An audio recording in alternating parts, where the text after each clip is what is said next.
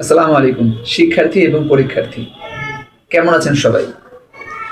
আমি মোহাম্মদ শরীফুল ইসলাম, শরীফ মিডিয়া 360 চ্যানেলের পক্ষ থেকে আপনাদের সবাইকেই স্বাগত জানিয়ে শুরু করছি আজকের পর্ব।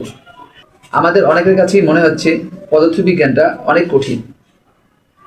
আজ আমি সহজ ব্যাখ্যা এবং সাবলীল এবং সরল উপস্থাপনের মাধ্যমে আপনাদের দেখাবো যে সঠিক টেকনিক, সহজ ভাষ্য অবলম্বন করলে ফিজিক্সটা হয়ে উঠতে পারে আমাদের জন্য অত্যন্ত মজাদার। তো আর ভয় নাই ফিজিক্সের প্রতি। আর পাশাপাশি মনে রাখতে হবে যে ফিজিক্সের এই অধ্যায়টা থেকে যদি আপনারা মোটামুটি ভালো একটা পড়াশোনা করে যেতে পারেন এবং বুঝতে পারেন, তাহলে পরবর্তী অধ্যায়গুলো পড়তে গেলে আপনি একটা বাড়তি কনফিডেন্স পাবেন। তো কথা না বেরিয়ে শুরু করি আজকের পর্ব। প্রথমেই পুনরায় শুরু করি ভৌত রাশি কী এবং এর প্রকারভেদ। প্রথমে বুঝি ভৌত রাশি মানে কি। সহজ কথায় যা কিছু পরিমাপ করা যায় তাই ভৌত রাশি। যেমন দৈর্ঘ্য, ভর, সময়, তাপমাত্রা, এগুলো সব ভৌত রাশির উদাহরণ, কারণ এগুলো আমরা মাপতে পারি।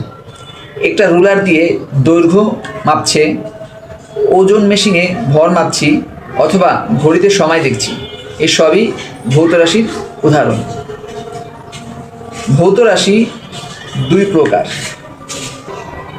এক, মৌলিক রাশি, ফান্ডামেন্টাল কোয়ান্টিটিস। মৌলিক রাশি মানে যেগুলো অন্য রাশির উপর নির্ভর করে না, এরা স্বাধীন। এক কথায় বলতে পারি, যে রাশিগুলো পরিমাপ করার জন্য অন্য রাশির সাহায্য নিতে হয় না, সেই সকল রাশিকেই বলা হচ্ছে মৌলিক রাশি। মোট 7টি মৌলিক রাশি রয়েছে, আর এটাই হচ্ছে SI unit, the system of unit.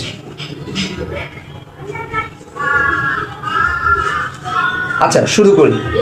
দৈর্ঘ্য একক হচ্ছে মিটার, ভর মাস একক হচ্ছে কিলোগ্রাম, সময় টাইম একক সেকেন্ড, এবং তড়িৎ প্রবাহ ইলেকট্রিক কারেন্ট একক অ্যাম্পিয়ার, এবং তাপমাত্রা টেম্পারেচার একক কেলভিন, দীপন তীব্রতা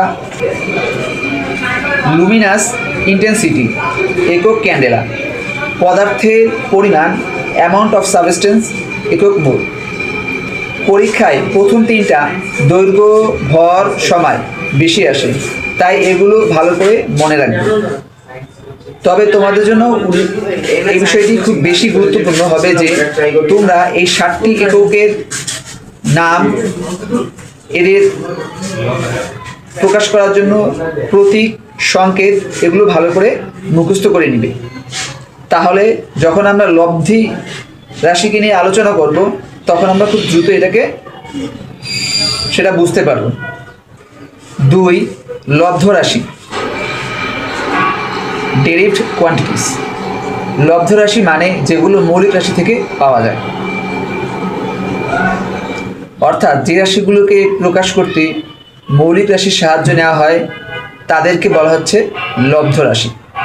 উদাহরণ যেমন বেগ, দৈর্ঘ্য বাই সময়, সংকেত ইস এম বাই এস। ত্বরণ বেগ বাই সময়, ক্ষেত্রফল দৈর্ঘ্য ইন্টু দৈর্ঘ্য, ঘনত্ব ভর ইন্টু আয়তন। দেখো, এগুলো সব মৌলিক রাশি দিয়েই তৈরি। মাত্রা, ডাইমেনশন, সবচেয়ে গুরুত্বপূর্ণ। এখন আসি সবচেয়ে ইম্পর্টেন্ট টপিকে, মাত্রা। মাত্রা মানে কি? কোনো ভৌত রাশিকে মৌলিক রাশি দিয়ে প্রকাশ করার উপায় হলো মাত্রা। দেখো, তোমাদের বইয়ে আছে বেগের মাত্রা সময় বাই দূরত্ব, L by T equal L T inverse 1। এখানে এল দৈর্ঘ্য লেন্থ, আর টি সময়ের মাত্রা টাইম। ত্বরণের মাত্রা ইকুয়াল টু দূরত্ব বাই সময়ের বর্গ, ইকুয়াল টু দূরত্বের মাত্রা হচ্ছে এল, সময়ের মাত্রা টি, এবং বর্গের জায়গায় বর্গ। এটাকে যদি আমরা এভাবে লিখি, equal to L T inverse 2। গুরুত্বপূর্ণ মাত্রা সূত্র মুখস্থ রাখো। বল force, F equal to M L T inverse 2। ক্ষেত্রফল এল স্কয়ার, আয়তন ভলিউম এল কিউব, ঘনত্ব I mean density M L inverse 3, ঘনত্ব ডেন্সিটি এম এল ইনভার্স 3, চাপ pressure M L inverse 1 T inverse 2। পরীক্ষায় কি ধরনের প্রশ্ন আসে? 1. বলের মাত্রা লেখো। উত্তর এম এল টি ইনভার্স 2। 2. যদি F equal to M A হয় তাহলে এফ এর মাত্রা নির্ণয় করো। সমাধান করে দেখায়। এখানে স্মল এম এর মাত্রা, স্মল এম দৈর্ঘ্য আর এর মাত্রা হচ্ছে ক্যাপিটাল এম। এখানে স্মল এ এর মাত্রা হচ্ছে ত্বরণ আর এর মাত্রা হচ্ছে এল টি ইনভার্স 2। তাহলে এফ যেটা বল I mean force equal to M, M হচ্ছে বস্তুর ভর, M into L T inverse 2 হচ্ছে ত্বরণের মাত্রা। সুতরাং আমরা পাচ্ছি এম এল টি ইনভার্স 2।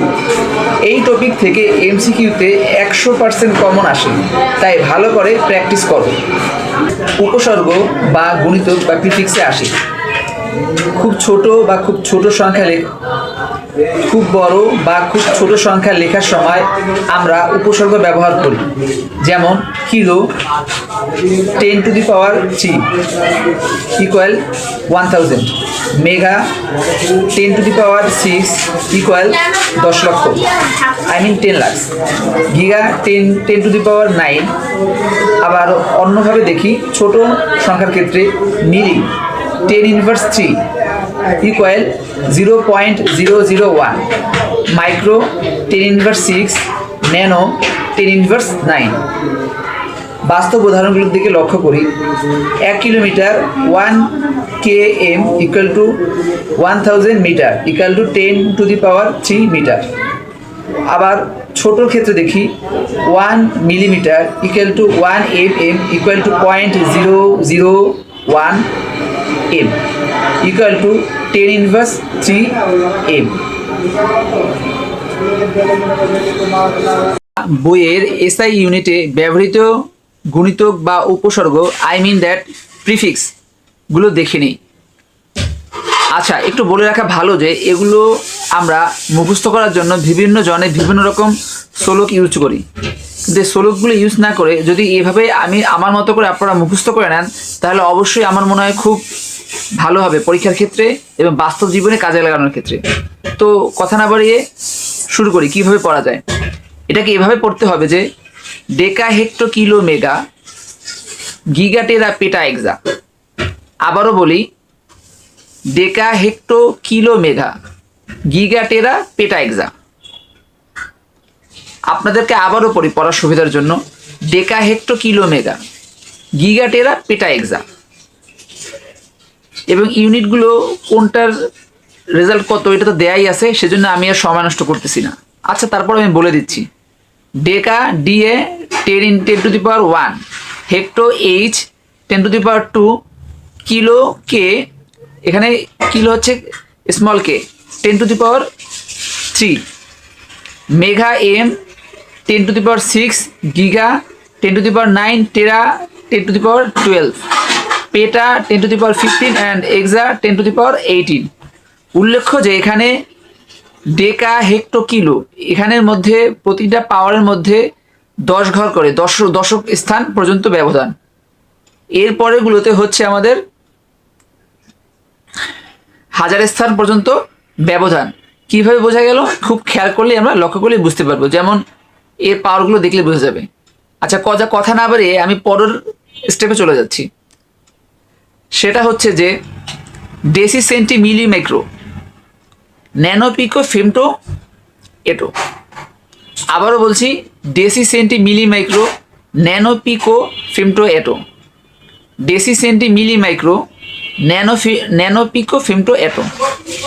এভাবে মুখস্থ করলেই বেশি ভালো হয়।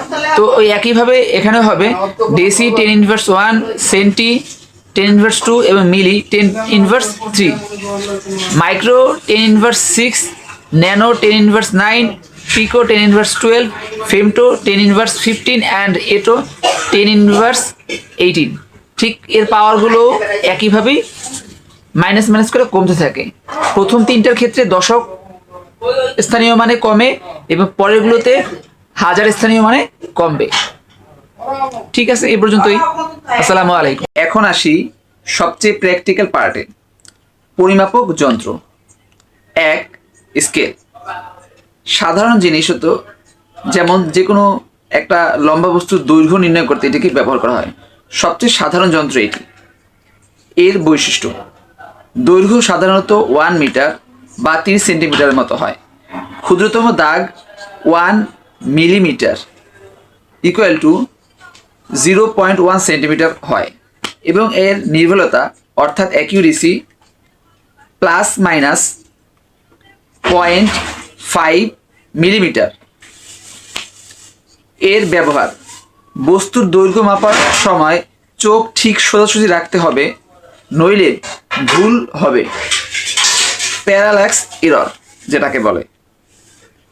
এবারে আসি ভার্নিয়ার ক্যালিপার্স বা স্লাইড ক্যালিপার্স। এটা একটু অ্যাডভান্স টুল।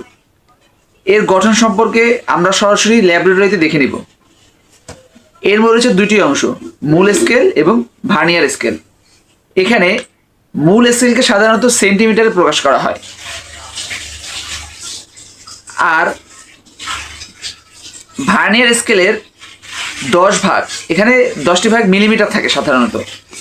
আচ্ছা, এবারে আসি আমরা ভার্নিয়ার ধ্রুবক। সাধারণ ক্ষেত্রে একটা আদর্শ ভার্নিয়ার স্কেলের ভার্নিয়ার ধ্রুবক স্লাইড ক্যালিপার্সের স্লাইড ক্যালিপার্সের আদর্শ ভার্নিয়ার ধ্রুবক ভিসি ইকুয়াল টু হচ্ছে 1 millimetre divided to 10 equal to 0.1 millimetre equal to 0.0001 metre. এবারে আমরা আসি সংজ্ঞাগুলোতে। ভার্নিয়ার ধ্রুবক, ভার্নিয়ার কনস্ট্যান্ট, সংক্ষেপে ভিসি বলে যাকে। ভার্নিয়ার স্কেলের 1 ভাগ এবং মূল স্কেলের 1টি ভাগের মাঝে পার্থক্য কতটুকু, এটাকে বলে ভার্নিয়ার ধ্রুবক অর্থাৎ ভার্নিয়ার কনস্ট্যান্ট, সংক্ষেপে ভিসি। এর গাণিতিক টার্মটা হচ্ছে ভার্নিয়ার ধ্রুবক ভিসি ইকুয়াল টু মূল স্কেলের 1 ভাগ বিয়োগ ভার্নিয়ার স্কেলের 1 ভাগ। উল্লেখ্য যে আমরা বইয়ে বা অনেক সময় গণিতে আরেকটা টার্ম দেখতে পাই ভার্নিয়ার ধ্রুবক নির্ণয়ের ক্ষেত্রে, সেটা হচ্ছে ভিসি ইকুয়াল টু S/N। কিন্তু ওইভাবে করলে অনেক সময় আমাদের ম্যাথমেটিক্যাল টার্ম করতে গেলে অঙ্কটা মিলে না। কিন্তু আমরা যদি ভার্নিয়ার ধ্রুবক ভিসি ইকুয়াল টু মূল স্কেলের 1 ভাগ বিয়োগ ভার্নিয়ার স্কেলের 1 ভাগ এইভাবে অঙ্কগুলো করি, তাহলে ইনশাআল্লাহ প্রতিটা অঙ্কে মিলে যাওয়ার সম্ভাবনা সবচেয়ে বেশি থাকে। ওকে, আমরা পরের স্টেপে চলে আসি। ভার্নিয়ার সমপতন কাকে বলে? ভার্নিয়ার সমপতন হলো ভার্নিয়ার স্কেলের যে দাগটা মূল বা প্রধান স্কেলের যে দাগের সাথে মিলে যাবে তাকে ভার্নিয়ার সমপতন বলে। একে ভি দ্বারা প্রকাশ করা হয়। ভিডিওটি ভালো লাগলে অবশ্যই চ্যানেলটি লাইক, কমেন্ট এবং শেয়ার করুন এবং প্রতিদিন এরকম নিত্য নতুন আরো ভিডিও পেতে অবশ্যই চ্যানেলটি সাবস্ক্রাইব করুন এবং নোটিফিকেশন বার অন করুন। এবং আপনাদের জন্য আগামীতে কি ধরনের ভিডিও করলে বেশি উপকারে আসে এরকম যদি আপনাদের আগ্রহ প্রকাশ করেন, তাহলে আমরা তার উপরে সেই বিষয়ের টপিক্সের উপরে নির্ভর করে ভিডিও তৈরি করে দিব। আজ এই পর্যন্তই। আসসালামু আলাইকুম।